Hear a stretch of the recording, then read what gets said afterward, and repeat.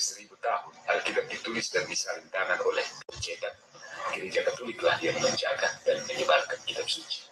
Tanpa mereka tidak akan ada Alkitab hari ini. Protestan muncul setelah semua pekerjaan ini selesai, lalu dengan santai mengklaim hak milik. Ya kan?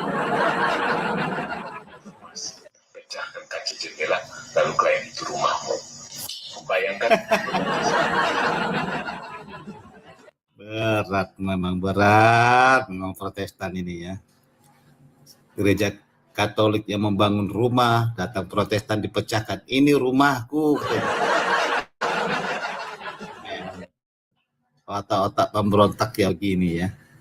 Sungguh nekat. Buang sebagian yang tidak disukainya, lalu teriak, ini milik saya. Begitulah reformasi memperlakukan Alkitab. Luther membuang 7 kitab Deuterokanonika dan nyaris juga membuang Yakobus dan Wahyu karena tidak cocok dengan teologi. Dia tidak menerima Alkitab, dia mengeditnya. Poin yang kelima, tanpa gereja tidak ada interpretasi yang sah. Alkitab bukan sekedar teks, ia butuh tafsir, dan gereja Katoliklah yang memiliki otoritas untuk menafsirkan dengan sah. Lihat 2 Petrus bab 1 ayat 20, 1 Timotius bab 3 ayat 15. Gereja adalah tiang penopang dan dasar benar. Tanpa otoritas gereja, Alkitab jadi buku bebas tafsir.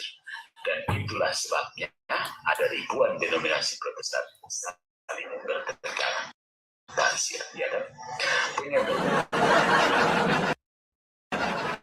Adalah bahwa gereja Katolik sudah ada sebelum Alkitab selesai ditulis. Gereja Katolik yang mengkanonisasi, menyalin, menyebarkan, dan menafsirkan Alkitab. Alkitab ditulis oleh umat gereja, bukan oleh outsider, random people out there. Bahkan Protestan membaca Alkitab berdasarkan versi yang disusun oleh gereja Katolik. Jadi, Alkitab bukan milik Protestan. Alkitab adalah warisan hidup gereja Katolik. Kalau hari ini orang Protestan bisa memegang Alkitab, itu karena mereka meminjam dari warisan Katolik. Dan jika mereka mengutip Alkitab untuk menyerang gereja Katolik, itu sama seperti menggunakan pedang milik Kaisar untuk menusuk sang Kaisar yang telah memberikannya. Kurang ajar bukan? Kitab adalah kitab gereja. Gereja tidak lahir dari Alkitab, melainkan Alkitab lahir dalam rahim gereja. Benarkah Katolik mencuri Alkitab? Jawaban telak untuk Patrice Smith. Saudara-saudari sekalian, hari ini kita tidak sedang membahas gosip, tidak sedang membahas opini kosong, tapi kita sedang membahas sejarah, fakta, dan kebenaran. Sebuah pernyataan kembali viral. Patrice Smith mengatakan bahwa Katolik mencuri Alkitab, bukan yang menulis. Tapi dampaknya besar, provokatif, dan menyesatkan. Dan hari ini, kita akan menjawabnya dengan kepala tegak, dengan data, dan dengan keberanian. Mari kita mulai dengan logika sederhana. Kalau Katolik mencuri Alkitab, maka pertanyaannya, mencuri dari siapa? Pada abad pertama sampai abad keempat, tidak ada Protestan, tidak ada Pentakosta, tidak. Maka sangat aneh jika seseorang berkata, Katolik mencuri Alkitab, padahal saat Alkitab masih berupa surat-surat yang tercecer, Injil yang belum dikumpulkan, dan kitab-kitab yang masih diperdebatkan. Yang memeliharanya hanyalah gereja Katolik. Mari kita bicara fakta sejarah. Alkitab tidak jatuh dari langit dalam bentuk buku 66 atau 73 kitab. Alkitab disusun melalui Konsili Hippo 393, Konsili Kartago 397, diteguhkan lagi tahun 419. Dan siapa yang memimpinnya? Para uskup Katolik. Paulus sebagai pemersatu gereja. Tradisi apostolik yang hidup tanpa gereja. Tidak ada standar kanon. Tidak tahu kitab mana yang asli. Tidak tahu mana Injil palsu. Tidak ada kepastian iman. Kalau hari ini seseorang memegang Alkitab, lalu berkata, saya hanya percaya Alkitab, bukan gereja. Itu sambil mengambil warisannya. Benar, gereja Katolik tidak menulis Alkitab dengan tangannya sendiri. Sama seperti ibu tidak menulis anaknya, tapi melahirkan, membesarkan, dan melindunginya. Alkitab ditulis oleh para nabi, para rasul, murid-murid Kristus. Siapa yang menjaga kemurniannya? Siapa yang menyalinnya ratusan tahun dengan tangan? Siapa yang mempertahankannya saat Kekaisaran Romawi menganiaya orang Kristen? Siapa yang mati martir sambil menyembunyikan kitab suci? Jawabannya satu. Gereja Katolik menyebut itu sebagai pencurian, bukan hanya salah, tapi pengkhianatan terhadap sejarah iman Kristen sendiri. Ini bagian yang paling ironis. Alkitab versi 66 kitab yang dipakai banyak gereja hari ini baru muncul pada abad ke-16 setelah Martin Luther menghapus 7 kitab Deuterokanonika. Artinya, versi yang lebih pendek itu justru yang lebih baru. Sedangkan versi 73 kitab adalah Alkitab tertua dan asli. Lalu sekarang, yang memakai versi baru, menuduh yang menjaga versi lama sebagai pencuri. Ini bukan hanya keliru, ini terbalik 180 derajat. Untuk Patrice Smith dan siapapun yang menyebarkan tuduhan ini, kami tidak menolak dialog. Kami tidak takut debat, tapi kami menolak kebohongan. Kritik boleh, diskusi boleh, keyakinan beda itu wajar. Tapi mengatakan, Katolik mencuri Alkitab, tanpa data, tanpa sejarah, tanpa kejujuran. Kesesatan yang dibungkus kepercayaan di Protestantisme ini sudah makin parah ya. Sudah semakin parah, melebihi iblis ya. Udah lahir di abad 16, sudah membuang Alkitab, dituduh lagi Katolik pencuri Alkitab. Kelewat memang, ya. Anak tiri yang nggak tahu dikasihani, anak tiri loh, yang nggak tahu dikasih apa, udah dikasihani, mencundangi lagi, luar biasa ya. Saudara-saudariku, gereja Katolik tidak sempurna karena anggotanya adalah manusia. Tapi satu hal tidak bisa dihapus oleh siapapun. Gereja Katolik adalah penjaga Alkitab, pelindung tradisi apostolik, dan saksi hidup sejak zaman para rasul. Sebelum Anda menyerang Katolik, ingatlah satu hal. Anda mengenal Yesus dari Injil yang dijaga oleh gereja Katolik. Anda mengenal Paulus dari surat yang disalin oleh biarawan Katolik. Anda mengenal perjanjian baru dari kanon yang ditetapkan oleh Konsili Katolik. Menyangkal itu bukan memperjuangkan kebenaran, tapi melarikan diri dari sejarah. Ya, itulah ya. Kita dengarkan lagi. Pelayan presiden, dia tahu bahwa ini sembako ini milik Tuhan yang sedang dicuri, yang disimpan, namanya Martin Luther. Dia datang ambil sembako itu dan bagikan ke masyarakat. Si pencuri ini teriak, sembako itu milik saya, Luther kau maling, Luther kau maling. Inilah badut apa ya, badut. Saya bilang ini nggak ada ilmu, macam anak TK kalau sebenarnya nggak perlu ditanggapi, tapi lucu rasanya, kayak udah kehabisan akal ya, kehabisan akal. Mereka malu bahwa menggunakan Alkitab Katolik. Sekarang mereka yang bilang mereka lah yang punya Alkitab. Ini. Mereka malu mengakui bahwa mereka mengambil Alkitab, kanon Alkitab Katolik. Nah sekarang menuduh bahwa Katolik itu Alkitab itu milik Protestan. Sedangkan Protestan lahir di abad 16, sudah ada Alkitab. Logika Patrice Smith ini kemana ya?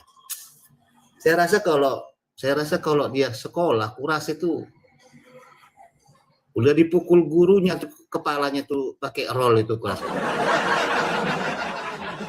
Pakai apa, penghapus kayu itu.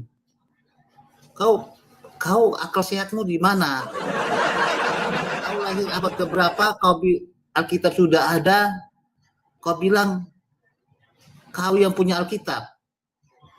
Pak, kalau murid saya seperti ini, udah ini apa ini? Ini perusuh nih. Otaknya udah nggak bagus lagi nih, udah error. Akal sehat udah nggak ada. Ya. Jadi ginilah orang-orang Protestantisme ya. Nggak menyadar diri. Pakai data. Kalau ngomong tuh pakai data, sejarah tuh. Masa ngaku-ngaku kalian itu yang punya Alkitab sekarang, kalian yang punya Alkitab, ya. Memang itu pendusta itu, tugasnya apa? Iblis itu kan pendusta. Bagaimana membalikkan fakta, kebenaran itu menjadi kebohongan. Kebohongan menjadi kebenaran, itulah tugas iblis itu. Lihat bagaimana ular menggoda iblis, ya. Allah memerintahkan supaya buah ini boleh kamu makan di Taman Eden ini, boleh kamu makan, tapi yang di tengah-tengah jangan makan ya. Tetapi iblis mendustai si Hawa. Allah melarang kamu makan buah ini kan? Allah melarang kan? Padahal boleh, tapi yang di tengah-tengah jangan. Buah pengetahuan. Nah, bagaimana kebenaran Allah dibalikkan oleh si ular tadi? Beginilah Patrick Smith membalikkan Katolik yang mengkanon, Katolik yang mengumpulkannya, Katolik yang menetapkan kitab-kitab resminya, Katolik yang menuliskan bab-babnya. Sekarang mereka yang mengaku Katolik yang pencuri, mereka yang punya Alkitab. Apa gak sama dengan ular tua tadi itu yang di Taman Eden ini? Apa gak sama ini? Teman-teman, inilah sifat-sifat iblis itu dalam Protestantisme tadi. Ya, diwarisi mereka. Bagaimana kebenaran itu menjadi kebohongan, kebohongan menjadi kebenaran. Itulah sifat-sifat dari pendusta tadi, si iblis tadi. Kita lihat, kita dengarkan. Sangat menarik. Ya. Pelayan presiden, dia tahu bahwa ini sembako ini milik Tuhan yang sedang dicuri, yang disimpan, namanya Martin Luther. Dia datang ambil sembako itu dan bagikan ke masyarakat. Si pencuri ini teriak, sembako itu milik saya, Luther kau maling, Luther kau maling. Ini namanya pencuri yang lupa diri. Alasan muncul setelah semua pekerjaan selesai.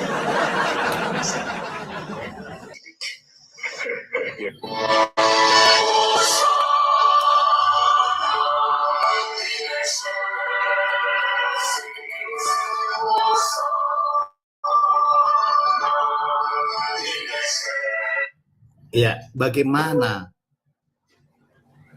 Rabu Abu, tradisi Rabu Abu, Natal itu diambil oleh gereja Protestan. Gak usah jauh-jauh dulu Alkitab. Tradisi Rabu Abu, tradisi jubah, stola, Natal, Paskah. Ya. Baru apa lagi? Kamis putih cuci kaki. Gereja Katolik itu semuanya tradisinya. Sekarang di Protestan sudah ada cuci kaki. Ya. Waduh, berat. Aduh, nggak tahu lagi mau ngomong apa ini.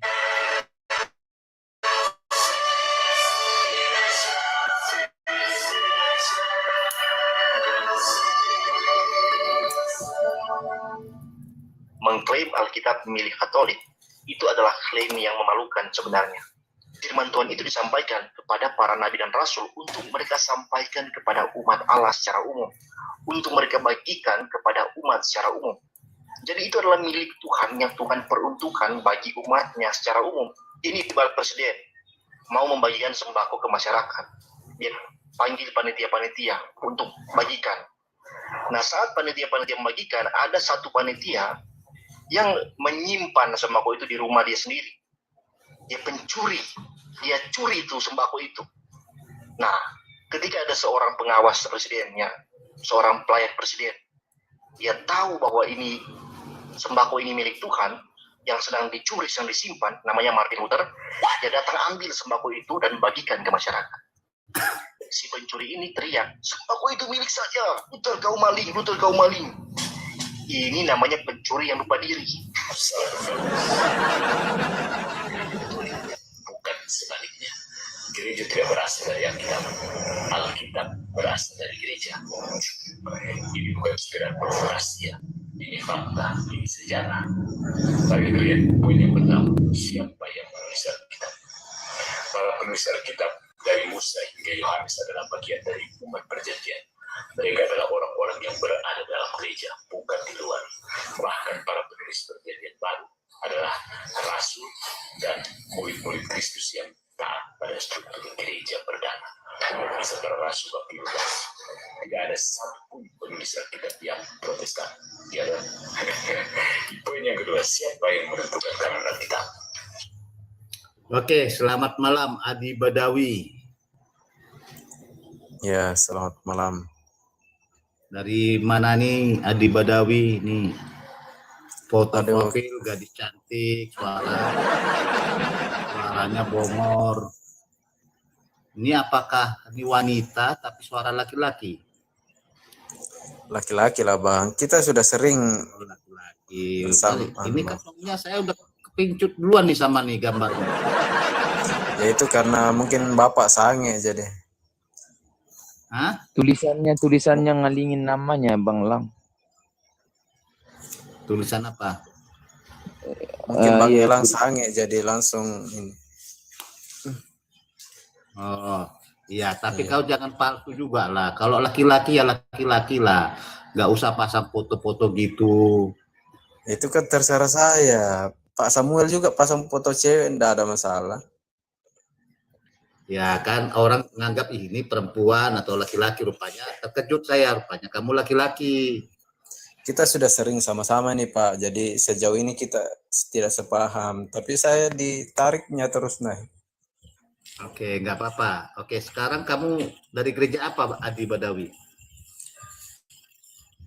Saya Protestan. Kita kan sudah biasa Pak kita ngomong sama. Iya, biasa, tapi saya lupa. Biar Oh, iya. Protestan gereja apa? Kalau Dalton aku ingat HKBP dia, nggak usah saya tanya lagi. Saya Protestan aja gitu. Kalau Protestan itu banyak. Advent juga Protestan. Saksi Yehova juga pecahan Protestan. Iya. Kamu pecahan Jadi- dari mana? Protestan apa? Ya Protestan aja Bang. Ya intinya kita cuma mau tahu ilmunya gimana. Tapi selama saya ini diskusi dengan Bapak kita berbeda Pak. Sejauh ini kita Ya, boleh. tidak sama. Kita berbeda boleh, tapi fakta kebenaran yang harus ditunjukkan.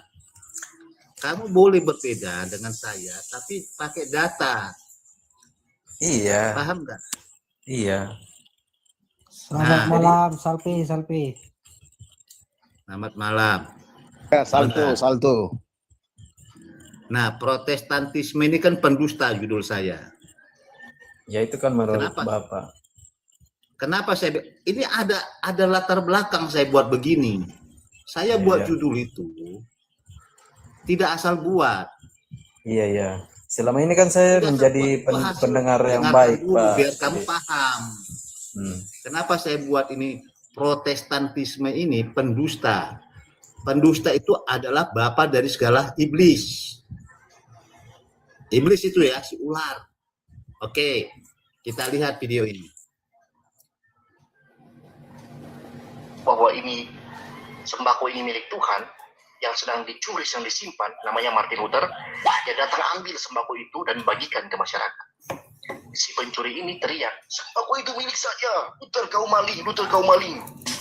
Ini namanya pencuri yang lupa diri. Protestan muncul setelah semua pekerjaan ini selesai, lalu dengan santai mengklaim hak milik. Ya.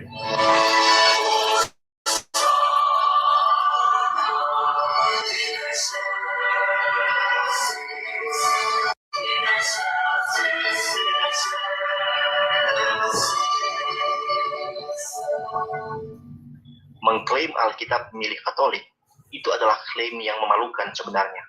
Firman Tuhan itu disampaikan kepada para nabi dan rasul untuk mereka sampaikan kepada umat Allah secara umum, untuk mereka bagikan kepada umat secara umum. Jadi itu adalah milik Tuhan yang Tuhan peruntukkan bagi umatnya secara umum. Ini ibarat presiden mau membagikan sembako ke masyarakat, dia panggil panitia-panitia untuk bagikan.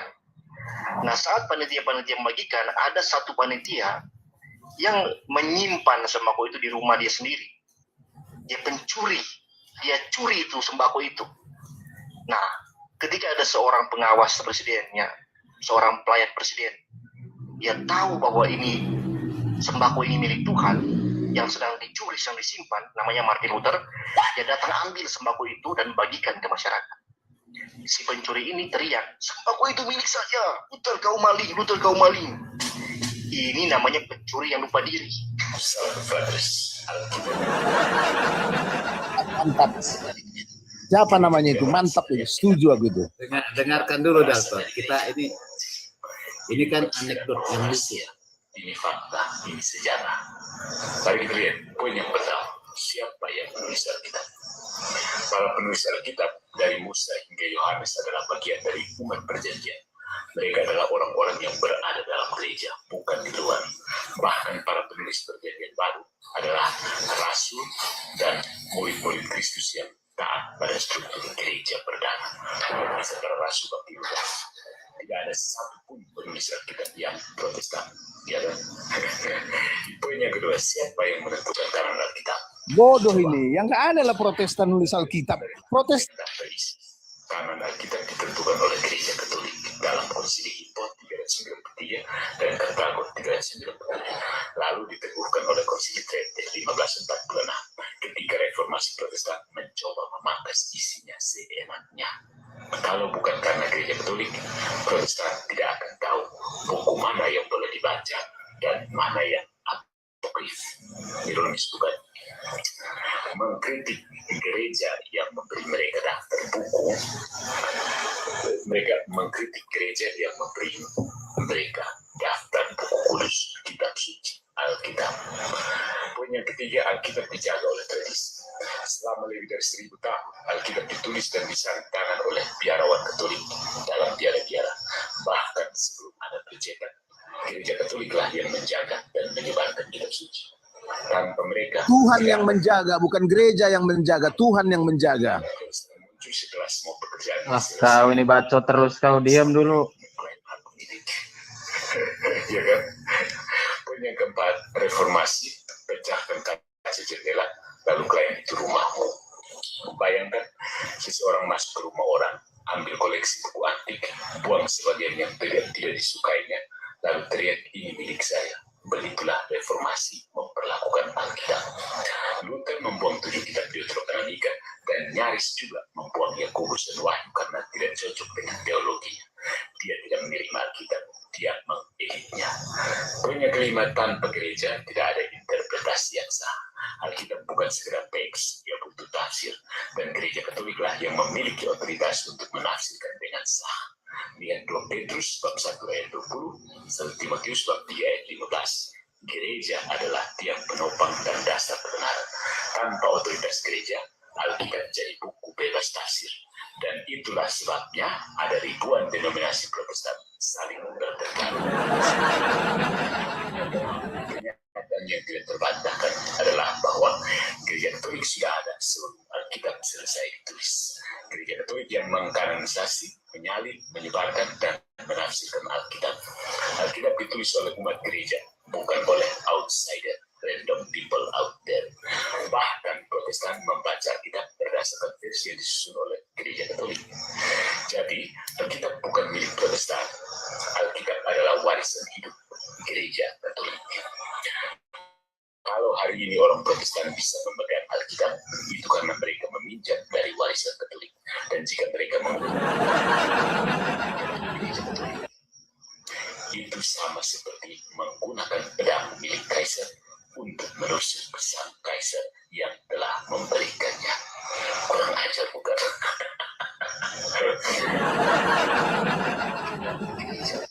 Gereja tidak lahir dari Alkitab, melainkan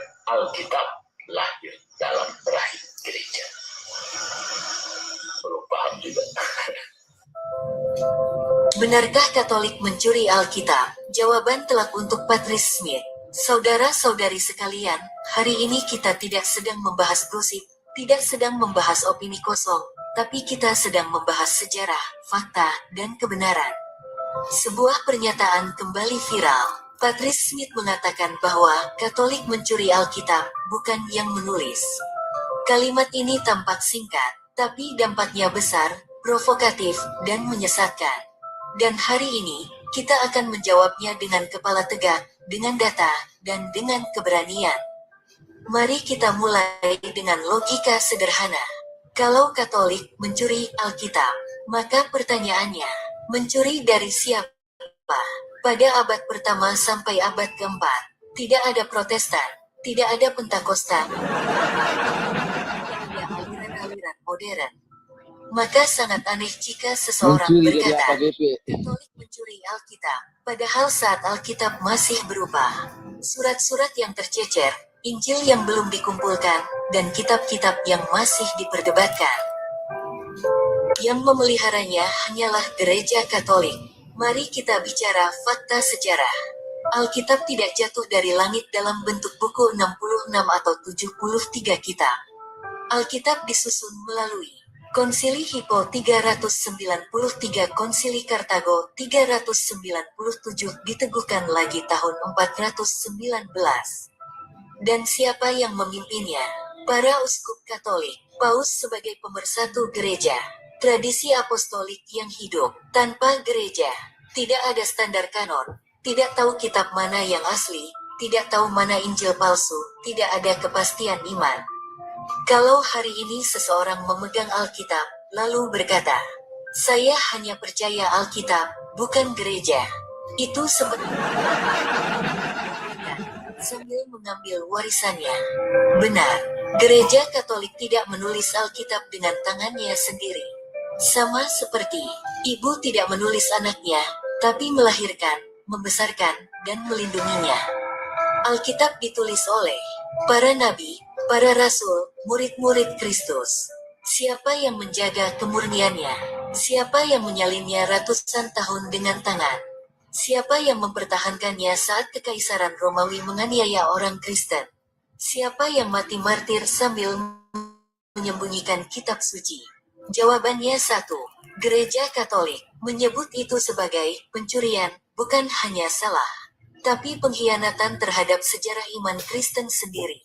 Ini bagian yang paling ironis. Alkitab versi 66 kitab yang dipakai banyak gereja hari ini baru muncul pada abad ke-16 setelah Martin Luther menghapus 7 kitab Deuterokanonika. Artinya, versi yang lebih pendek itu justru yang lebih baru. Sedangkan versi 73 kitab adalah Alkitab tertua dan asli. Lalu sekarang, yang memakai versi baru, menuduh yang menjaga versi lama sebagai pencuri. Ini bukan hanya keliru, ini terbalik 180. Dan siapapun yang menyebarkan tuduhan ini, kami tidak menolak dialog. Kami tidak takut debat, tapi kami menolak kebohongan. Kritik boleh, diskusi boleh. Keyakinan beda itu wajar, tapi mengatakan Katolik mencuri Alkitab tanpa data, tanpa sejarah, tanpa kejujuran, itu bukan keberanian, itu kesesatan yang dibungkus kepercayaan diri. Saudara-saudariku, Gereja Katolik tidak sempurna karena anggotanya adalah manusia. Tapi satu hal tidak bisa dihapus oleh siapapun. Gereja Katolik adalah penjaga Alkitab, pelindung tradisi apostolik, dan saksi hidup sejak zaman para rasul. Sebelum Anda menyerang Katolik, ingatlah satu hal. Anda mengenal Yesus dari Injil yang dijaga oleh Gereja Katolik. Anda mengenal Paulus dari surat yang disalin oleh biarawan Katolik. Anda mengenal Perjanjian Baru dari kanon yang ditetapkan oleh Konsili Katolik. Menyangkal itu bukan memperjuangkan kebenaran, tapi melarikan diri dari sejarah. Oke, silakan komentarnya teman-teman. Apa yang mau dikomentarkan pakai data Dalton? Oke. Jadi kalau dikatakan Alkitab dijaga oleh Gereja Katolik, itu boleh-boleh aja. Kenapa? Kenapa boleh-boleh aja? Karena pada saat itu kan gereja memang Katolik pertama, belum ada Protestan. Tetapi jangan lupa, tetapi jangan lupa, yang benar-benar menjaga Alkitab Tuhan sendiri. Dia hanya memakai Katolik saja. Jangan sombong. Artinya kalau tanpa, jangan pakai ketawa-ketawa. Kalau pakai ketawa-ketawa nanti omongan saya nggak kedengaran semua. Gak usah dulu pakai Enggak, ketawa-ketawa. artinya gini loh, menjaga Tuhan yang menjaga kamu harus jelas. Tenang dulu, tenang Gini, aja. Tuhan santai menjaga kita. pakai apa? Pakai Santai manusia kita. orang Loh, Katolik. Kau pikir Tuhan itu nggak maha kuasa? Tenang, santai kita, Jadi- santai. Jangan tersinggung, jangan Berat tersinggung, ini berat. jangan tersinggung. Jangan tersinggung. Ya. Dia lanjut, Oke. lanjut, Jadi- lanjut. Jadi, kalau Tuhan mau memakai orang lain bisa. Tapi pada saat ini gereja kan cuma satu. Jadi artinya Gereja apa? tetap Gereja apa? kekuatan Tuhan, tetap kekuatan Tuhan yang lebih tinggi. Kalau Tuhan tidak mau memberikan kepada Katolik bisa. Artinya Kepada siapa diberikannya? Artinya Katolik itu hanya perantara. Kalau yang menjaga sebenar-benar menjaga, Tuhan itu sendiri. Tuhan Maha Kuasa. Bukan, jangan kau bilang tadi, emang Tuhan bisa menjaga, ada tangan Tuhan, kau bilang pula lagi nanti. Jadi- Itu maka aku Iya, bilang. Tuhan jadi- menjaga Tapi- melalui gereja Katolik atau melalui agama lain menjaga. Ya, kebetulan Pak melalui Katolik karena hanya gereja Katolik yang baru ada. Temakan cakap kau Dalton, Dalton. Jelas Artinya- Oke, lanjut Dalton. Artinya, Oke, dan diakui. artinya dengar ya. Ini contoh ya, saya Hmm. kasih contoh lah ya, saya kasih contoh. Dan tap layar teman-teman. Menarik Seandainya ini. pada saat itu, seandainya pada saat itu sudah ada gereja Protestan ya, seandainya ini tiba-tiba Hmm. gereja Protestan menjaga itu Alkitab, saya tidak akan menyombongkan diri. Saya tidak akan pernah mengatakan Protestan menjaga Alkitab, tidak. Saya akan tetap mengatakan Tuhan yang menjaga. Protestan hanya sebagai alat, hanya sebagai alat. Jangan Iya. berandai-andai, Jadi- jangan berandai-andai. Itu nggak bisa Jadi begini ya, diandai-andaikan. supaya Jangan Dia kan lagi Satu halu lagi. itu, dia lagi halu. Dia lagi dan halu. satu nggak apa-apa. lagi, Teman-teman, satu lagi nggak apa-apa. dengar. Kita dengarkan dulu halusinasinya, nggak apa-apa. Iya, dengar. Satu lagi ya. Kita dengarkan. Andai pun, ini ya, andai pun Katolik yang menjaga Alkitab, tetapi makanya ada istilah yang terdahulu jadi yang terakhir jadi yang terdahulu. Nah, maksudnya di situ, andai pun Katolik yang menjaga Alkitab, tetapi yang dapat berkat orang-orang lain, gereja Protestan atau gereja Adalah- karismatik dan sebagainya yang dapat berkat. Jangan pakai ikon ketawa. Jangan pakai ikon ketawa, nanti suara saya nggak tersampaikan. Kenapa Berkatnya kalau gini, saya tertawa? bentar, Dalton. Kenapa kalau saya Gini ngomong loh. kamu kejang-kejang? Tenanglah. Kan santai, berkatnya santai. kok berkatnya kenapa kalian beda-beda ajarannya? Berkatnya kok beda-beda ajarannya? Santai ya, santai. Jadi Berkatnya kok sedikit beda-beda pun- ajaran kalian? Tunggu, biar saya teruskan lah, biar saya teruskan. Oke, Dengar lanjut. ya, dengar ya. Jadi ya, tidak ada yang perlu dibanggakan. Andai pun kau sendiri, si elang sendiri yang menjaga Alkitab, gak ada yang perlu kau banggakan. Tetapi kalau kau bisa melaksanakan atau menjalankan apa-apa yang ada di dalam Alkitab itu yang penting. Tapi kalau kau hanya menjaga, tapi kau tidak ada pertobatanmu, perbuatan iblis, gak ada gunanya. Mendingan kau yang menjaga, tapi orang yang memperoleh berkatnya, orang yang menikmati berkatnya, orang yang melaksanakan perkataan-perkataan Tuhan yang ada dalam Alkitab itu yang penting. Untuk apa kau menjaga kalau kau juga amburadul lah, begitu ya? Oke, itu dulu sementara dari saya. Saya ada pertanyaan. Oke. Apakah Protestan sudah menjalankan isi Alkitab? Itu debatable. Ya, kenapa saya katakan debatable? Nanti beda pendapat kau, beda pendapat saya. Saya hanya tema kita ya. Saya hanya menjelaskan tema kita. Jadi Bapak mengajak- Walaupun Katolik, dengar, walaupun Katolik yang menjaga Alkitab, itu tidak penting. Bukan itu tujuan Kristen. Tujuan Kristen itu bagaimana supaya supaya kamu bisa mendekat atau meneladani Yesus. Itu yang penting. Walaupun kau yang Kenapa? menjaga Apa-apa Alkitab, ketawa kalau kau terus. tidak bisa meneladani Yesus, nonsen, tidak ada gunanya. Terima kasih. Yang lain dulu. Oke, baik. Oke, bentar. Aku mau kejar dia. Kamu mau meneladani Yesus. Oke. Perintah Yesus, lakukanlah ekaristi. Setiap hari. Lakukanlah ini menjadi peringatan akan aku. Yesus berkata, roti ini adalah tubuhku. Apakah kalian mengakui roti itu adalah tubuh Kristus, Dalton? Ya, tapi yang kita laksanakan sebagai simbolik. Emang tubuh Kristus bisa Oke. dibagi-bagi? Itu kan simbolik. Oke, kamu sudah melanggar apa yang dikatakan Yesus. Roti itu adalah dagingku, tapi kau bilang simbol. Gugur kamu di sini, Dalton. Enggak, yang Aku lompat sekarang, ke Adi Badawi. yang kita lakukan Kamu sekarang. gugur. Yang Kamu kita lakukan gugur. sekarang. Kamu gugur, Sekarang Dalton. Sabar dulu, gantian dulu. Kalau Aku mau. Katolik mengadakan perjamuan kudus, kalau Katolik perjamuan kudus, apakah ditariknya Tuhan Yesus dari surga, dipotong-potongnya dagingnya? Kan beli dari toko. Dalton. Beli dari Dalton. toko kuenya kan? Emang para Jangan murid munafik itu. lah, nggak usah Bentar, munafik. Dalton. Roti yang dibuat para murid itu emang langsung dari daging Yesus rupanya. Saya tanya dulu kamu. Berarti saya Ah, benar. Oke. Berarti saya benar. Itu Oke. simbolik. Itu kan roti yang dibuat. Iya, pelan-pelan Dalton. Pelan-pelan kita diskusi. Iya, tapi Itu jangan yang kau pakai dibuat ikon juga, ikon kan? ketawa. Jangan pakai ikon Iya, ketawa. Oke, silakan. saya lucu. Kau semangatmu tapi nggak berbasis data. Tapi logika falasi semua, khotbah semua. Masuk ke saya begini. Roti yang di pada perjamuan kudus itu yang dibuat oleh orang Yahudi juga. Yang dijual juga sama. Nah, tetapi ketika melakukan perjamuan kudus, roti itu adalah dagingku. Makanlah, katanya. Nah, lalu kalian mengatakan simbol.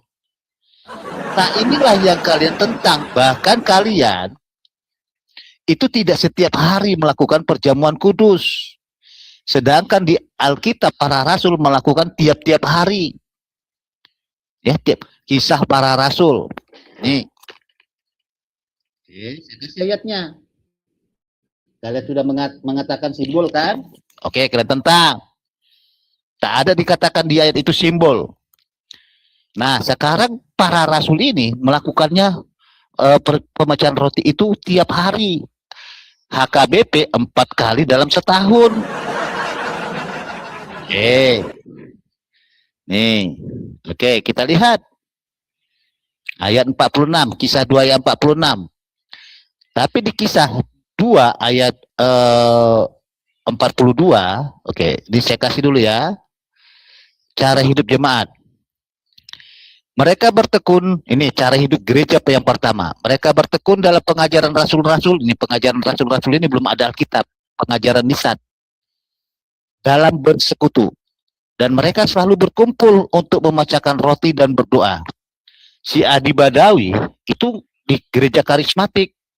Nggak ada perjamuan kudus. Mereka joget-joget, disko-disko. Ya. Bahasa-bahasa roh. Bertentangan dengan ayat ini. Ya, aku kan itu yang ada di video, bukan gitu loh. Yang ada di video saya kan banyak. Tapi kan Bertentangan abang ya. nyebut nama saya. Jangan begitu, Bang. Karismatik saya bilang. Kamu kan Protestan. Tadi kan kamu bilang hanya Protestan kan? Kenapa kamu Nggak ada- bilang Adi nggak ada- Badawi joget-joget?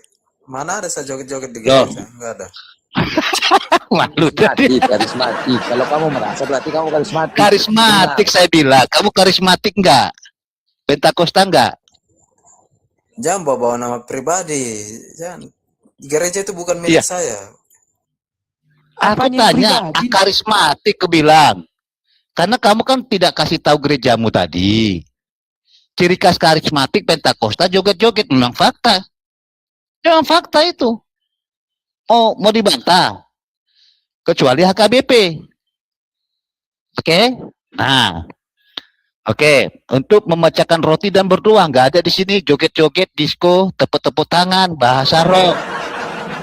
Ya, oke, kita lihat pemecahan roti itu Apakah setahun sekali atau seminggu sekali? Oke. Ayat 46. Dengan bertekun dengan sehati mereka berkumpul tiap-tiap hari dalam bait Allah. Mereka memecahkan roti di rumah masing-masing secara berkilir dan makan bersama-sama dengan gembira dengan tulus hati. Lihat, tiap-tiap hari dalam bait Allah mereka memecahkan roti. Kalian ada yang nggak memecahkan roti, ya, yang hanya dengar khotbah, tepuk tangan, udah pulang, udah selesai saya disko-disko di gereja. Oke, artinya tidak sesuai dengan Alkitab. Oke, baik, Dalton, kembali kita ke Alkitab tadi. Protestan lahir di abad 16. Tapi kalian mengklaim, ya, si Patrick Smith mengklaim, kami yang punya, itu pendusta nggak itu? Dulu yang menetapkan itu, mengkanon itu, ini banyak kitab ini, Dalton. Itu belum ditetapkan mana kitab resmi gereja. Jadi nanti konsili 382, konsili Roma, Paus Damasus I menetapkan jumlah kitab ini loh, karena banyak Alkitab di situ. Ada kitab Thomas, kitab Maria, kitab Filipus, surat-surat yang lain juga banyak yang menulis itu. Nanti saya bisa tunjukkan data. Ya, kitab Barnabas. Nah, ini kan diselektif oleh Gereja Katolik tahun 382, Konsili Roma. Nah, bagaimana menselektif kitab ini? Itulah sesuai dengan tradisi. Tradisi itu apa? Pengajaran lisan. Bagaimana pengajaran lisan dari mulut ke mulut dulu? Ini benar nggak cerita tulisan ini? Tulisan Barnabas ini benar nggak? Oh, ini salah. Ceritanya bukan seperti ini. Tulisan Thomas ini benar nggak seperti ini? Tidak benar ini. Diselektif. Karena pengajaran lisan itu terus-menerus dari para rasul, baru ke muridnya, sampailah kepada Bapak Gereja di abad ketiga, keempat. Makanya mereka tahu, oh ini tidak resmi, ini bohong, ini hoax, ini yang benar. Ditetapkanlah 4 Injil. Injil ada, Injil Thomas, Iya, Injil Filipus juga ada. Pak Menalang, tak bacain dulu ya Injil-Injil yang lain kan yang tadi Pak Menalang. Ya. Oke, izin ya, saya buka open kamera ya. Tentang Injil-Injil sebelum dikumpulkan semua ya. Oke, kita bacain. Oke, di sini ada banyak fragmen-fragmen apokrif. Kita baca pertama, masa kecil. Fragmen masa kecil namanya apa? Proto Injil Yakobus. Ya, nggak kelihatan nih. Ya, kita bacain aja ya. Proto Injil Yakobus, terus Injil masa kecil. Menurut siapa? Thomas. Kemudian Injil masa kecil dalam bahasa Arab. Kemudian kisah Yusuf si tukang kayu. Kemudian Injil masa kecil menurut Pseudo Matius. Kemudian Injil masa kecil dalam bahasa Latin. Injil masa kecil dalam bahasa Armenia. Itu untuk apokrif masa kecil, fragmennya. Kemudian fragmen berikut pada masa berkarya. Ada apa saja yang apokrif fragmen? Ada percakapan sang penyelamat. Ada dikatakan Injil Thomas, Injil Filipus, Injil Maria Magdala. Kemudian Yesus anti perempuan. Kemudian fragmen apokrif Yesus suami Maria Magdalena. Kemudian Injil rahasia Markus. Kemudian surat Yesus, terus ada Injil Yudas, ada kisah Filipus, ada fragmen apokrif Pilatus, kemudian ada paradosis Pilati, kemudian Mor Pilati, masih banyak lagi. Kemudian ada fragmen apokrif tentang Injil Petrus, ya, ada Injil Nikodemus, kemudian ada fragmen tentang Bartolomeus, kemudian Injil orang Ibrani, banyak. Kalau kalian ingin melihat tentang apokrif sebelum dikumpulkan semua, ya siapa yang mengumpulkan untuk menseleksi itu? pertanyaannya kami untuk Anda, Protestan. Dan juga siapa yang memberikan nama bahwa ini loh, ada Injil, hanya 4 Injil. Siapakah yang memilih dan apakah memang ya setiap Injil itu tidak menuliskan siapa penulis Injilnya. Pasti ada cara untuk menentukan ini loh Injil Markus, ini loh Injil Lukas. Nggak boleh dikasih masuk Injil-Injil yang lain. Ayo, silahkan Protestan. Oke. Jadi saya kasih komentar dulu ya. Kak, saya tidak menonton penuh ya. Siapa itu yang di video tadi ya. Kalau mau mengomentari seseorang, kita harus nonton dia penuh dari awal sampai akhir. Mana tahu dia bikin perumpamaan-perumpamaan. Tapi kalau memang benar dia katakan Protestan yang memiliki Alkitab, itu salah besar lah. Oh, siapa duluan rupanya Protestan dari Katolik, kan begitu.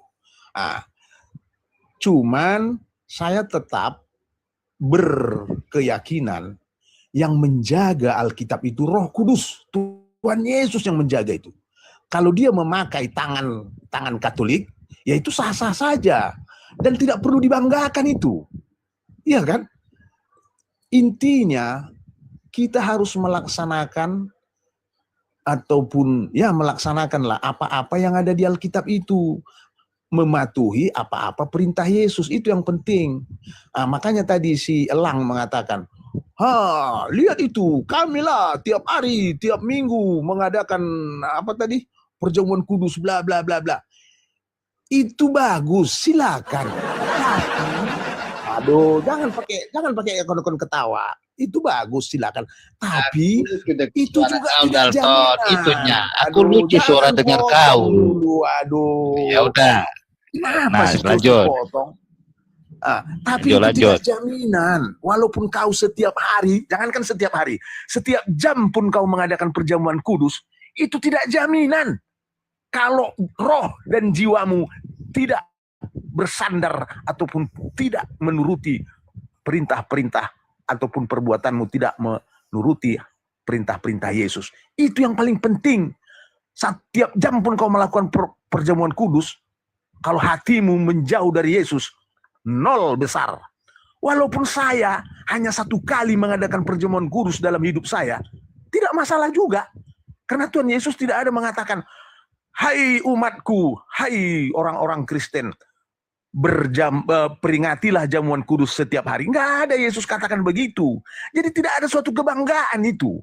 Jangan bangga kalau kamu bisa perjamuan kudus setiap hari. No, tidak perlu dibanggakan. Tapi banggalah kamu kalau kamu bisa mengikuti, menjalankan, melaksanakan perintah-perintah Yesus. Seperti apa? Kasihilah musuhmu. Kalau kau sanggup mengasihi musuhmu, baru kau berbangga diri. Ataupun pergilah ke seluruh dunia, baptislah mereka dalam nama Bapa, artinya menginjili. Sanggup kau menginjili ke seluruh dunia, baru kau berbangga. Kalau kau hanya perjamuan kudus setiap hari, tak perlu kau bangga itu. Oke, sekian dulu. Saya komentari nanti lagi. Pertanyaanku tidak menjawab loh. Saya pertanyakan tadi, siapa yang menentukan semua pilihan yang banyak sekali yang apokrif tadi dan juga 4? Oke, ku jawab. Oke, ku jawab. Di mana Sekali bisa lagi. tahu bahwa itu adalah Injil Markus, itu adalah Injil Matius, Lukas, Yohanes. Di dalam penulisan itu tidak ada ya mengatakan bahwa Injil Lukas yang menulis adalah Lukas. Udah? Oke, sekali lagi ku jawab. Jangan berbangga kalau kamu bisa mengkanon. Itu tetap pekerjaan Roh Kudus. Roh Kudus yang datang kepada kamu. Roh Kudus yang membantu kamu mengkanon Alkitab. Jangan bangga jika kau hanya tangan daripada Tuhan. Berbanggalah kalau kamu bisa melaksanakan. Aduh, kenapa dipotong? Dalam hal ini teman-teman ya, kalau kita berbicara nasib aku lagi ngomong dipotong. Udahlah, aku turun aja. untuk menentukan bahwa ini adalah Injil Lukas, ini adalah Injil Yakobus. Jangan gitu dulu lah. Kamu nggak kok gini, maksudnya gini loh. Kamu harus akui Gereja Katolik itu berjasa nggak mengkanon Alkitab itu, gitu loh. Oke. Kamu harus Gereja, akui oke, ini oke. Patris Smith.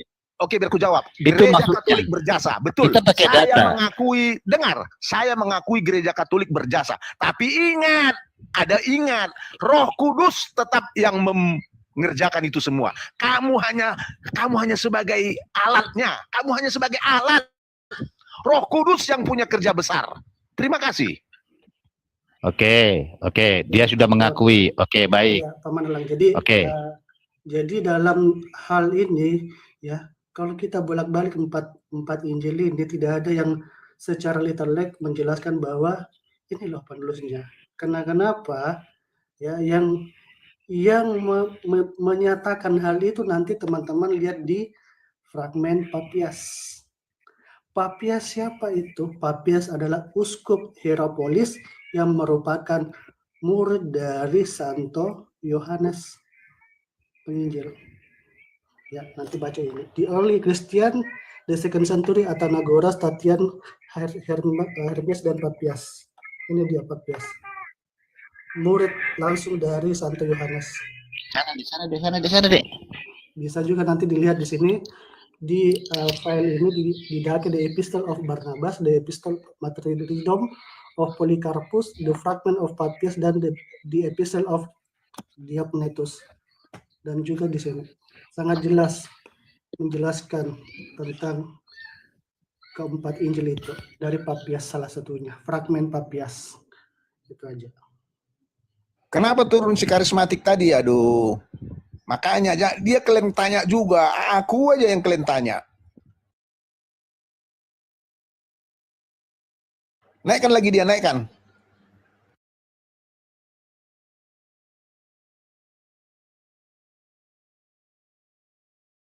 Versi Greeknya ada juga. Dalton, gak apa-apa. Bentar dulu MDO. Saya jaga kamu. Saya jaga di sini. Artinya gini. Dia kan nggak ada data, makanya dia mungkin turun. Ya, saya jaga kamu di sini, nggak saya kroyok nggak. Jadi perlu kamu ingat, ya, kan gini loh, Alkitab itu bukan turun dari langit, itu kan ada namanya proses kanonisasi, penetapan kanon. Mana kanon itu kan ukuran hukum, mana yang betul-betul asli kitabnya. Nah, di sini banyak kitab, ya banyak kitab yang beredar. Oke, makanya Gereja Katolik yang menetapkan itu. Nah, ini saya kasih sejarahnya nih. Nih, proses kanonisasinya pada abad kedua mulai tahun 200. Berapa tokoh yang penting? Siapa seperti fragmen Muratori, ya. Oke, baru tahun 254 Origenes memberikan daftar kisah. Daftar kitab-kitabnya. Eusebius tahun 303. Oke. Tahun 300 secara umum diterima sebagai kitab suci adalah 4 Injil. 13 surat Paulus, Kisah Para Rasul, 1 Petrus, 1 Yohanes, dan Wahyu. Oke, pada tahun 367 Batrik Alexandria. Ini sejarah semua. Ini bisa kamu searching. Tahun 382 masih didahului Konsili Roma. Paus Damasus menulis dekret, menulis daftar kitab-kitab Perjanjian Lama dan Perjanjian Baru. Terdiri dari 73 kitab. Baru selanjutnya Konsili Hippo 393. Dilanjutkan Konsili Kartago 397 menetapkan daftar yang sama. Ditutuplah kanonisasi. Tidak ada lagi kurang Alkitab itu. Tidak ada lagi tambah di tahun 401 sampai 417 oleh Paus Santo Inonsius I pada tahun 405 ditetapkan tidak ada lagi kurang ya. Kitab kita ini 73 kitab. Tek.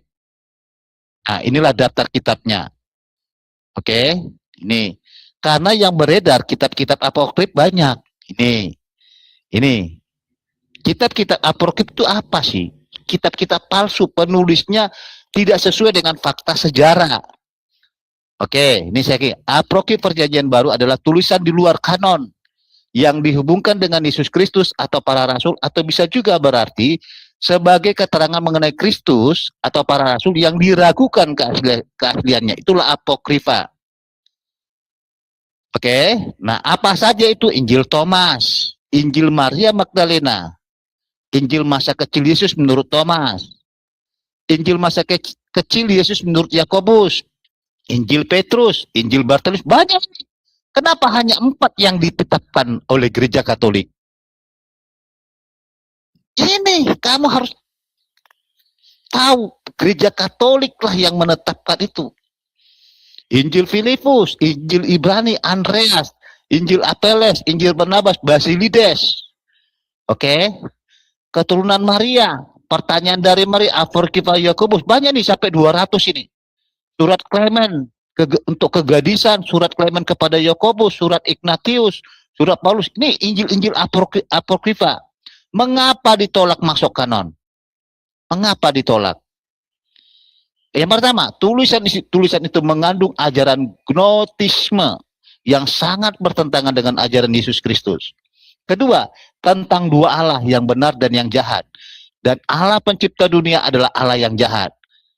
Ketiga, tentang keterpilihan sebagai orang saja. Orang-orang dianggap sebagai orang benar adalah orang-orang yang mengatur kebenaran, yakni para pengikut Gnostik. Oke, ini Injil yang masa-masa kecil Yesus. Contohnya ini, berisi karangan-karangan manusia. Inilah yang disebut Injil-Injil masa kecil. Tetapi Injil-Injil itu mengandung banyak cerita yang terasa seperti dibuat-buat dan berlebih-lebihan, sehingga mirip dengan cerita-cerita dongeng. Sebagai contoh, dalam Injil masa kecil menurut Thomas, diceritakan bahwa pada waktu masa kanak-kanak Yesus membuat 12 burung pipit dari tanah liat. Inilah yang di RT diambil oleh RT 6. Inilah Injil-Injil palsu, inilah yang dikelola oleh RT 6. Ini Injil palsu. Oke. Nah, 12 burung pipit dari tanah liat, dan kemudian ia menghidupkan burung-burung itu. Dalam Injil ini ada kesan bahwa Yesus pada waktu kecil nakal, tidak mempunyai belas kasihan, ugal-ugalan, dan suka membuat mujizat sesuka hatinya. Misalnya ada dikisahkan seorang anak berlari dan menabrak bahu Yesus. Kemudian karena marah, Yesus mengutuk anak tersebut dan anak itu pun jatuh dan mati. Inilah cerita karangan-karangan Injil palsu tadi. Nah, kenapa para bapak gereja tahu? Karena ada tradisi pengajaran lisan yang diteruskan dari mulut ke mulut. Ini gak gini cerita Yesus. Contoh gini, kalau ada peristiwa dalam keluarga kita, itu kan kita ceritakan melalui ceritakan melalui keluarga kita.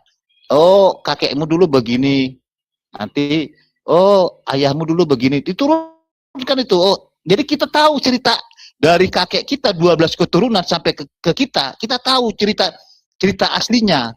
Itulah namanya pengajaran lisan tadi, tradisi. Oh, kakek saya namanya ini, nenek saya namanya ini. Dulu dia seorang kerajaan, seorang raja, dia ini begini. Itu diteruskan kepada anak cucunya. Begitulah pengajaran Yesus diteruskan kepada para rasul, diteruskan kepada pengikutnya, kepada bapak gereja. Makanya tahu, oh ini Injil palsu. Biar paham ceritanya, kenapa tradisi itu penting. Tradisi suci itu adalah pengajaran lisan dari mulut ke mulut. Oke. Nah, baru Injil-Injil tersebut ditolak karena tidak sesuai dengan tradisi suci. Nih, dan magisterium gereja Katolik. Dengan infabilitas, sifat tidak dapat salah, Paus Santo Damasus I, Paus Roma, maka kitab-kitab tersebut dinyatakan sesat dan tidak layak untuk dibaca oleh umat Kristen gereja perdana. Inilah gereja Katolik menetapkan itu. Ada berapa 200 Injil dengan surat-surat. Nah, kalian sekarang sudah membacanya. Lalu kalian mengatakan, oh yang penting taat kepada Alkitab. Tak usah berpatuh pada gereja sama Paus. Inilah kalian lupa kacat akan kulitnya. Silakan Dalton. Ini data yang saya bawakan. Oke. Dengar ya.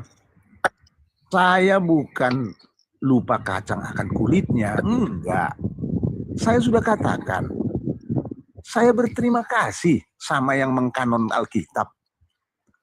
Dan saya yakin Katolik ataupun para petinggi bapak-bapak gereja yang mengkanon Alkitab, saya yakin sebelum mereka mengkanon, mereka berdoa.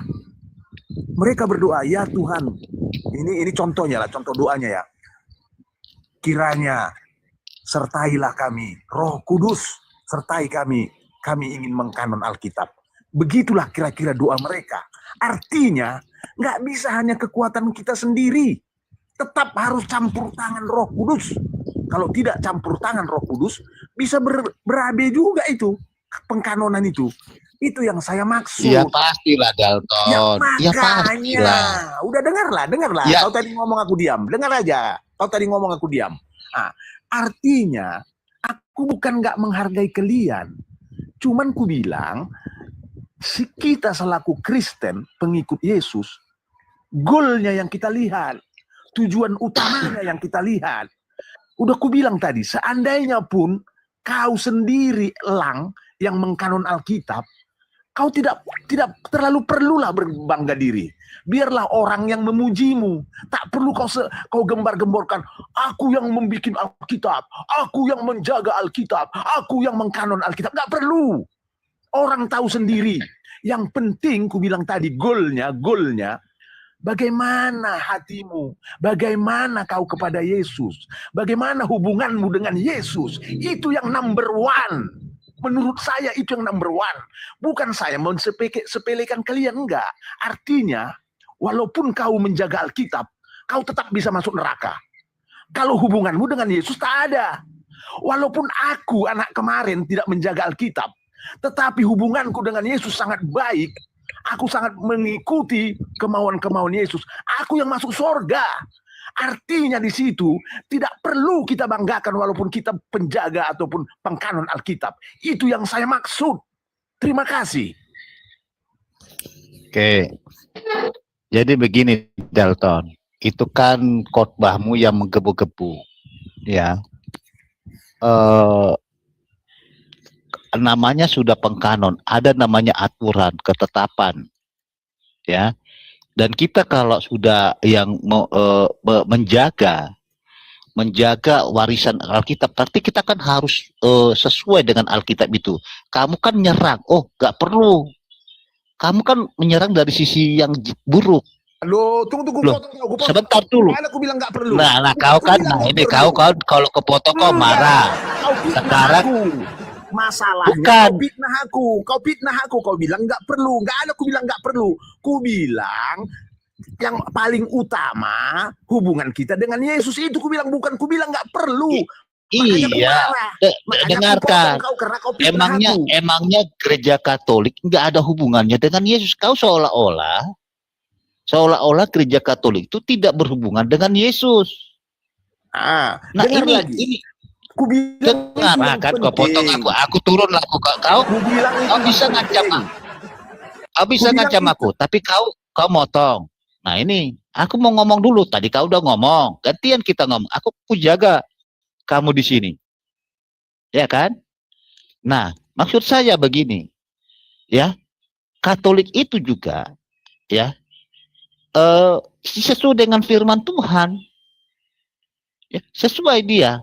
Tapi kamu mengatakan, oh, yang penting goalnya, seolah-olah kamu yang punya goal. Katolik tidak punya goal. Nah, ini kan bentuk framing kamu. Di sini saya tangkap poin kamu. Loh, kami yang mengkanon, ya kami harus sesuai dengan firman Tuhan.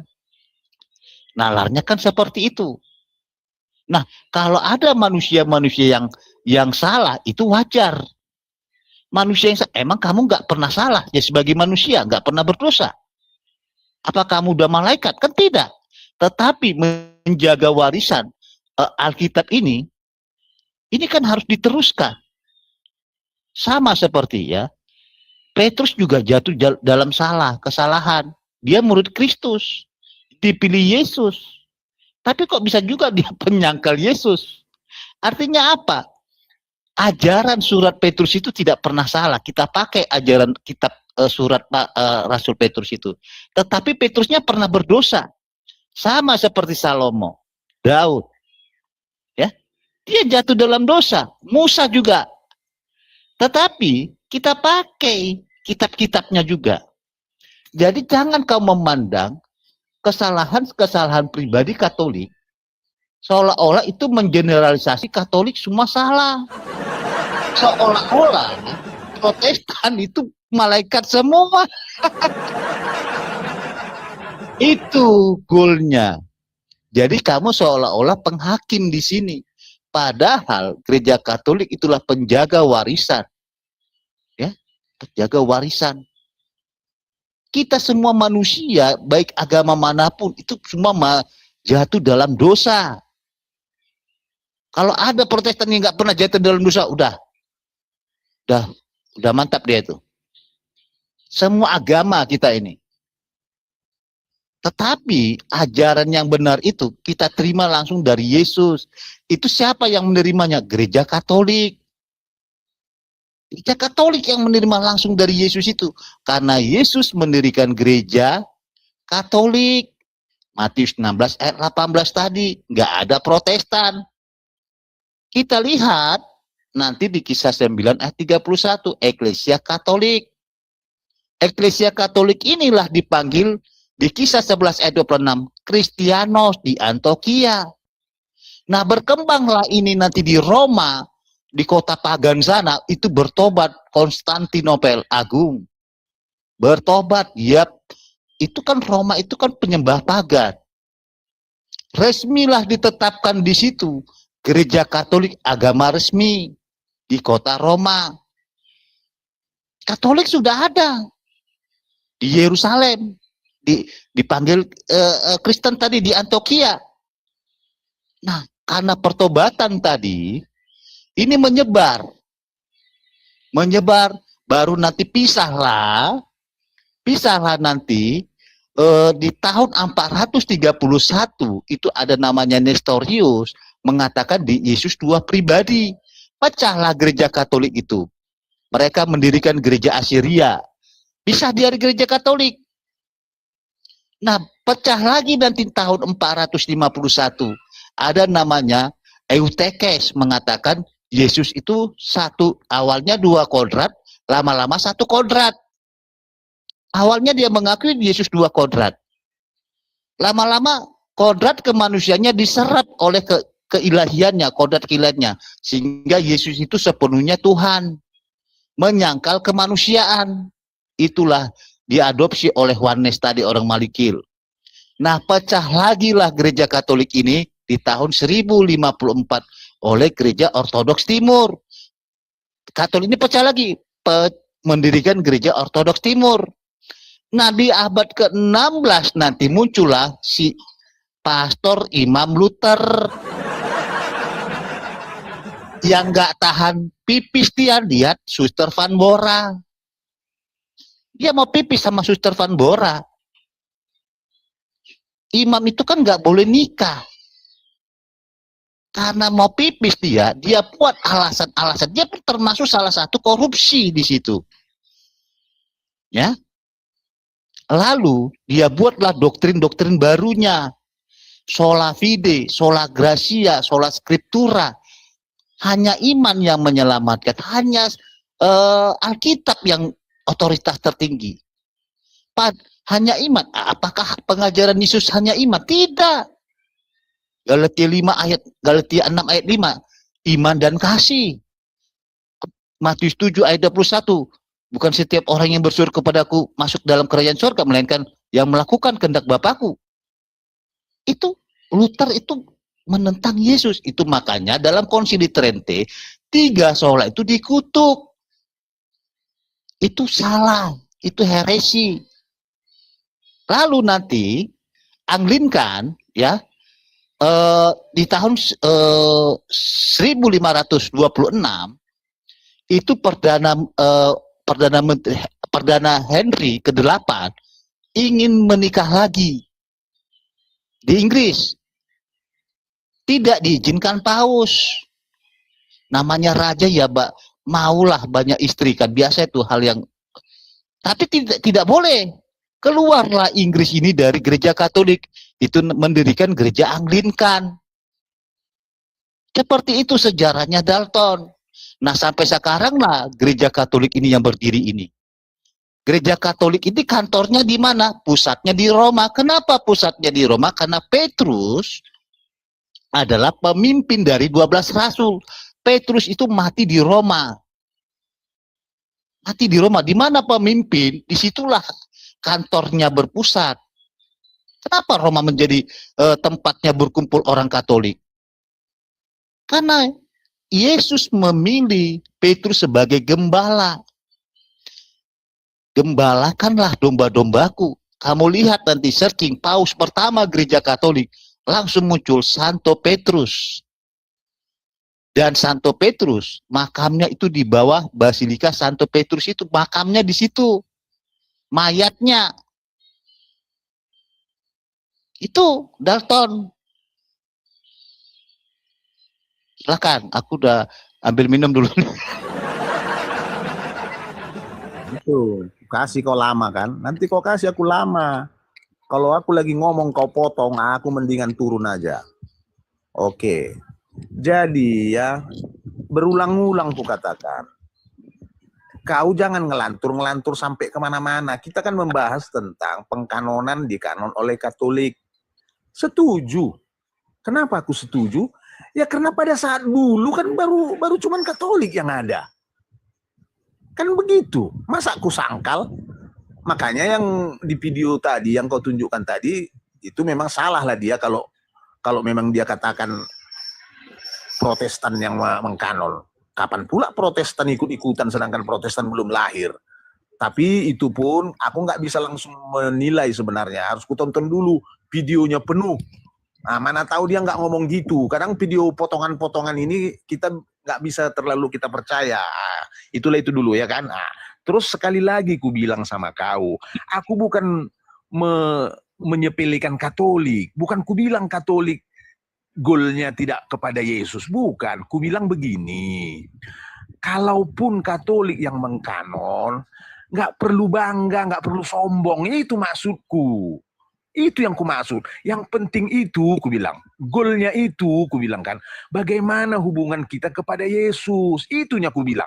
Bukan ku bilang Katolik nggak ada hubungan dengan Yesus. Aku berbicara kepada semua Kristen. Semua Kristen jangan bangga. Walaupun Anda pengkanon Alkitab, walaupun mungkin Bapak Anda seorang pendeta, ataupun profesor, doktor, dosen teologi, jangan bangga, itu maksudku. Yang penting itu goal kita. Makanya kan ada di Alkitab, aku lupa di ayat berapa itu. Yang terdahulu akan menjadi yang terakhir katanya. Yang terakhir akan menjadi terdahulu. Artinya, walaupun Anda yang terdahulu, Anda bisa jadi yang terakhir. Nah, dan yang terakhir tadi bisa nanti jadi terdahulu yang mencintai Yesus, yang diangkat Yesus ya. Gitu maksudnya. Jadi kepada teman-teman Katolik ya, ada di sini mentaping-taping, Dalton, kau mengapakan Katolik? Katanya, enggak, aku tidak menuduh Katolik. Semua Kristen ku katakan, jangan pernah sombong walaupun Anda mungkin pengkanon Katolik. Dengar ya, dengar. Sedangkan Yudas, tahu Yudas, itu murid Yesus loh. Yudas murid Yesus. Apakah dia ke surga? Enggak. Mati bunuh diri dia. Masuk neraka dia. Itu udah murid Yesus. Apalagi hanya cuma sekedar mengkanon-kanon Alkitab. Itu maksudku, tapi aku bukan merendahkan Katolik. Saya pikir perdebatan kita sudah pas ini. Nggak ada perlu kita perpanjang. Aku salut nengok Katolik. Aku juga sayang sama Katolik karena dia yang mengkanon. Itu harus kuakui memang. Aku nggak ada tidak mengakui itu. Cuman ku nasihati. Walaupun Anda yang mengkanon, itu tidak cukup.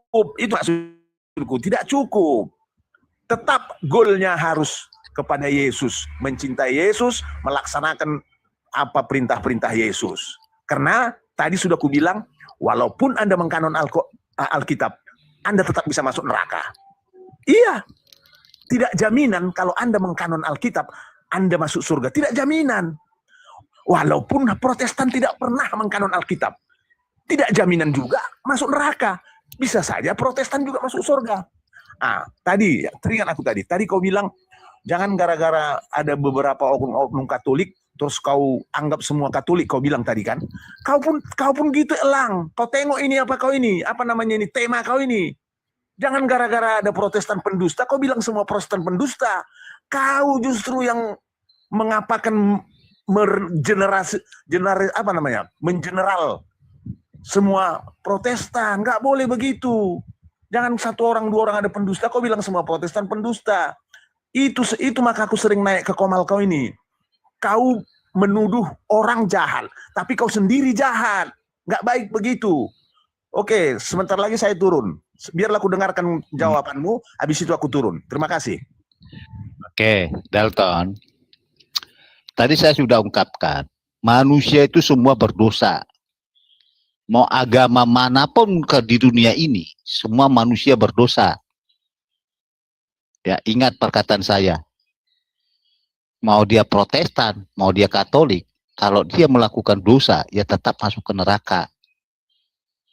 Ya, ingat. Tetapi ajaran yang diajarkan gereja Katolik itu tidak pernah salah. Karena ajaran itu langsung diterima dari Yesus. Nah, di Protestan ini beda-beda ajaran menyesatkan. Kenapa saya bilang di Protestan ini banyak aliran, banyak denom. Contoh, tadi 3 sola tadi sudah dikutuk oleh gereja Katolik. Muncul gereja Reform yang didirikan oleh John Calvin, mengatakan manusia sudah ditakdirkan dalam kekekalannya masuk surga, masuk neraka. Apakah itu sesuai dengan ajaran Yesus menetapkan manusia masuk surga, masuk neraka? Jelas itu sudah dikutuk oleh gereja Katolik, predestinasi ganda. Jadi gereja Katolik itu menjaga warisan ajaran Yesus. Baru yang kedua, di Protestan ada namanya baptis bayi, ada namanya baptis dewasa. Oh, nggak sama baptisan, karena Yesus mengatakan satu baptisan, satu iman, satu pengharapan, satu tubuh, satu Tuhan. Kalau satu baptisan, karena baptisan itu menyelamatkan. Ada gereja Protestan mengatakan baptisan tidak menyelamatkan. Yang penting percaya pada Yesus. Padahal Alkitab mengatakan, Yohanes 3 ayat 5, barang siapa tidak dilahirkan dari air dan roh, ia tidak dapat masuk dalam kerajaan Allah. Justru Yesus memerintahkan baptislah mereka dalam nama Bapa. Nah, Protestan mengatakan baptisan nggak perlu, yang penting percaya Yesus. Gereja Katolik menjaga baptisan itu. Karena Markus 16 ayat 16, barang siapa percaya dan dibaptis, dia akan diselamatkan. Itu perkataan Yesus. Tapi ada orang Kristen nggak mau dibaptis. Dan formulanya pun tidak seperti itu. Dalam nama Yesus, bukan sesuai dengan perintah Yesus. Nah, gereja Katolik meluruskan ini. Hei, salah baptisannya ini loh. Nah, lalu ada lagi mengatakan Yesus itu Bapa. Yesus Roh Kudus. Yesus itu ciptaan. Kalau kamu ngomong sama Edis TV, belum lagi Marsion. Allah itu jahat dalam perjanjian lama. Allah itu kan berarti Yesus jahat dalam perjanjian lama. Belum lagi Mormon, bahwa Yesus itu telah lahir dalam kekekalannya. Nah, Maria hanya perantara katanya. Sebenarnya Yesus itu lahir dari lahir dari istrinya Bapa. Istrinya Bapa, Mormon itu keyakinannya Bapa itu kawin dengan istri ilahi yang lahir Yesus. Nah, kelahiran Yesus ini diperantarakan kepada Maria. Apakah itu pengajaran Yesus? Seperti itu? Tidak. Itu makanya gereja Katolik diberikan kunci. Petrus diberikan kunci oleh Yesus. Aku akan berikan kunci kerajaan sorga kepadamu. Ya, apa yang kau ikat di bumi terikat di surga. Apa yang kau lepas di bumi terlepas di surga. Artinya apa? Apa yang kau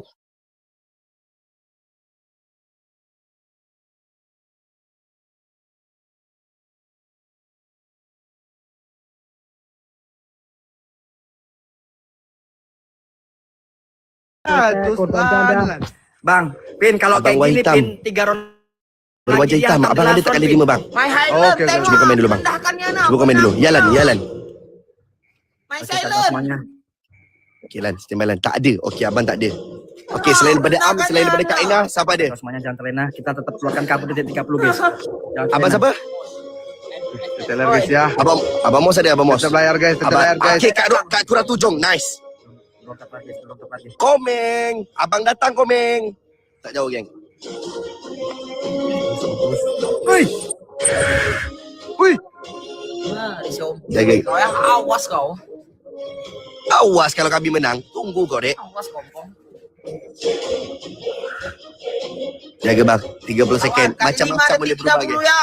Depan ni 2 orang lagi bang. Share lagi live kita bang. Share lagi bang. Jangan share kat Sultan, share kat kawan-kawan.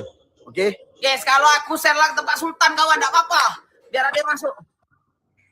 Oke, guys, yang punya kali 5 di 25 detik terakhir keluarkan 1 kali 5 guys ya. Jangan di 30 bang. Takutnya di ujung itu ada waktu itu nggak masuk kita. Ya, di 25 detik terakhir. Benar, Pin, benar itu. Perkataanmu kali ini benar. 25 detik terakhir aja, Bang. Kali 5-nya. Berapa? Ingat kami mau tiru strategi kau, Dek. Alah. Okey, Kak Kuratu standby. Oke, kali 5. Bismillah. Kabut bang. Kabut sini, geng. Moga nice. Nice. Kabut. Nice. Kali 5 bang. Bismillah bang. Kau semuanya. Kali 5 bang. Guys. Dia 20 tu. Perhatikan poin mereka, Bang. Perhatikan poinnya, Bang. Dia 20. Detik ke-5. Perhatikan poinnya, Bang. 23 dia, Bang. Waspada detik ke-3. Perhatikan poinnya bang. Dorong kan kau semuanya. Dorong. Dorong apa dorong? Dorong. Kupikir aman sih, Bang. Kalau prediksiku aman, Bang. Jaga. Okey. Gas. 2 round lagi ya, gas. Jangan banyak. Jangan. Lan. Ya Allah, terima kasih banyak Bang. bang kakak. Mak Jan, terima kasih banyak.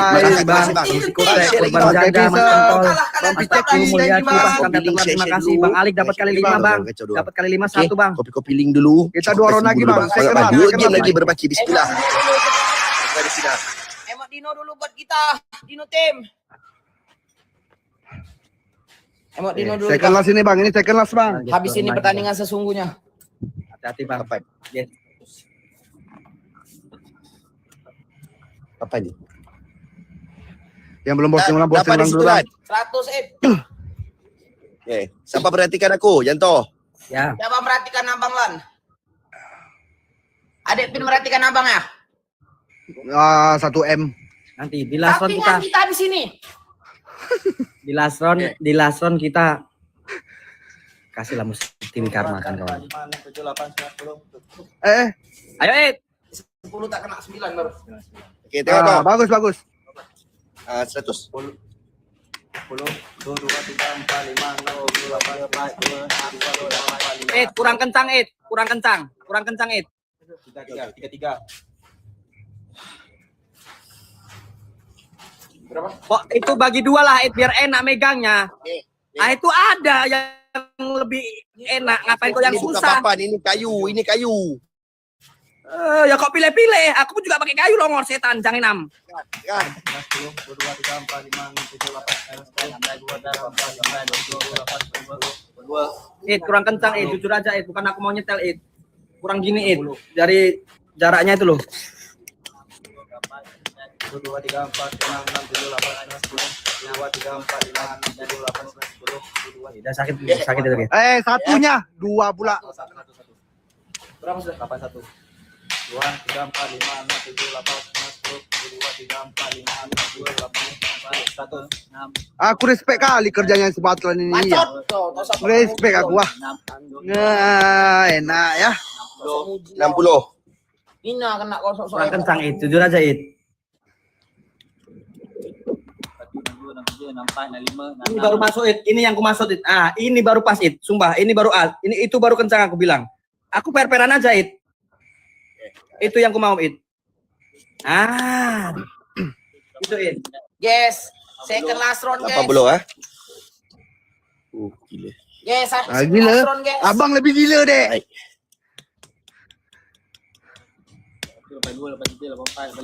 Ah.